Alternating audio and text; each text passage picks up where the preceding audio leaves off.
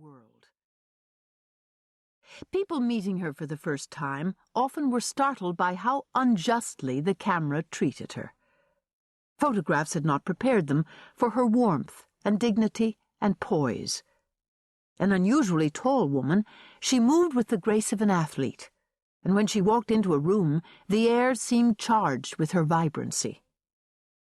"No one seeing her could fail to be moved," said her friend Martha Gellhorn. "She gave off light. I cannot explain it better." For 30 years, from the time she entered the White House until her death in 1962, Eleanor Roosevelt was the most famous and at times the most influential woman in the world. And yet those who knew her best were most impressed by her simplicity, by her total lack of self-importance.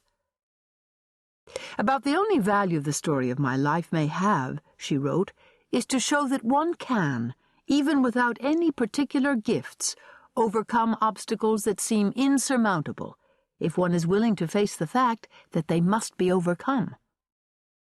That in spite of timidity and fear, in spite of a lack of special talents, one can find a way to live widely and fully."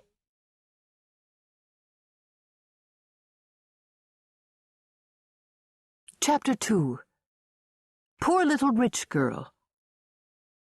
Looking back, it strikes me that my childhood and my early youth were one long battle against fear.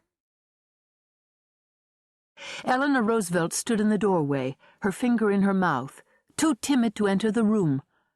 Her mother was sitting in an armchair by the fireplace, sipping tea and chatting with a friend. At long last her mother glanced up and saw Eleanor standing there. "Come in, Granny," she sighed.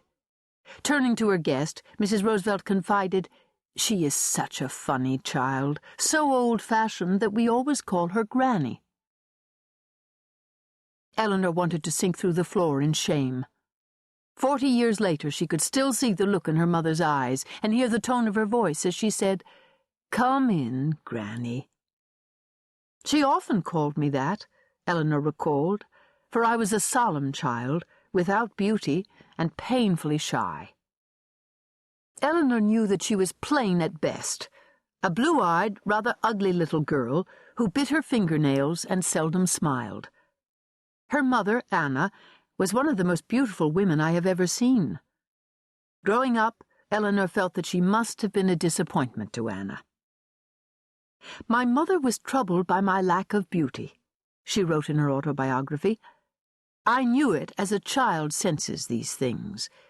She tried hard to bring me up well so that my manners would compensate for my looks, but her efforts only made me more keenly conscious of my shortcomings."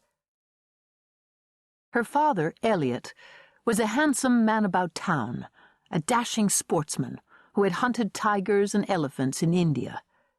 Eleanor adored her father. One of her earliest memories was of being allowed to dress up and dance for him and his friends. They laughed and applauded as she whirled and pirouetted before them in the dining room. Then her father would sweep her up and hold her high in the air and kiss her. "With my father I was perfectly happy," she wrote. "He was the center of my world, and all around him loved him." Eleanor's parents were socialites, at home in the drawing rooms and ballrooms of New York's high society. Anna Hall had been a glamorous debutante, admired for her stunning beauty and grace. Elliot belonged to the exclusive Meadowbrook Country Club.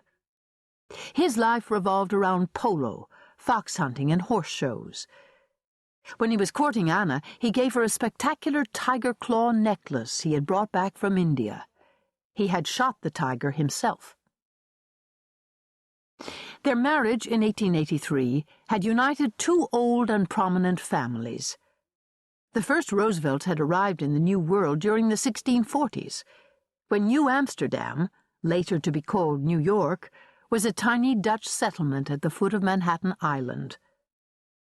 Anna's ancestors had signed the Declaration of Independence and administered the oath of office to President George Washington. Their first child, Anna Eleanor Roosevelt, was born under a full moon on October 11, 1884.